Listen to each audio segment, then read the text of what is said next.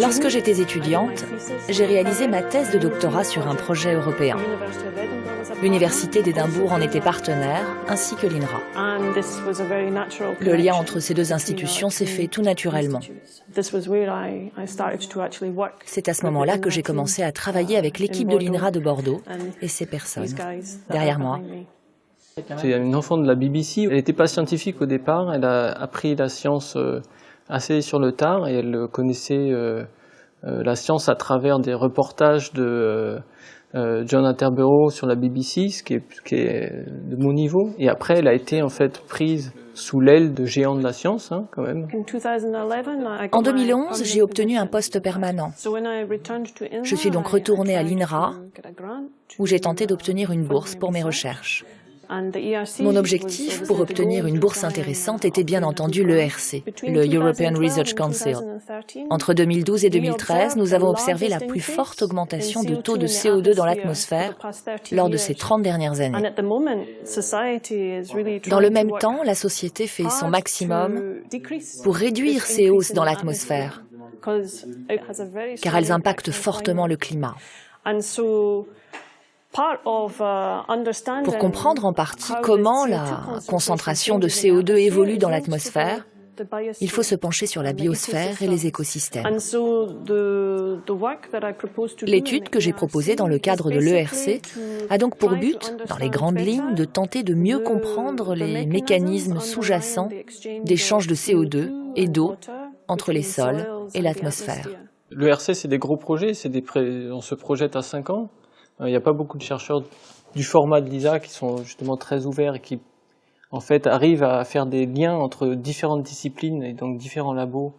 Et pour l'INRA, je pense que c'est bien, parce que l'INRA, c'est un institut de recherche finalisée. On aime bien avoir des niches. Elle chamboule un peu tout dans ce sens-là, où elle va, au contraire, avoir une approche beaucoup plus universelle, dans le sens où elle va essayer de pousser un peu les frontières. Je travaille sur les feuilles, je travaille sur les arbres et je travaille aussi sur les sols. C'est très écossais, En ce qui concerne les sols, nous essayons de mieux comprendre comment les échanges de CO2 sont contrôlés par l'humidité des sols. Ah oui, il y a plein d'eau. Et la température. Hop. C'est encore très humide. Nous essayons également de comprendre comment la plante contrôle les échanges de CO2 et d'eau au niveau de la feuille. Cette zone autour de l'INRA est défendue. Personne ne peut décider un matin de venir abattre tous les arbres, donc cela nous permet de protéger nos sites expérimentaux. Désormais, nous connaissons bien la façon dont ces écosystèmes fonctionnent. Car ici, à Bordeaux, nous sommes entourés de ces forêts et nous pouvons collecter des données très facilement.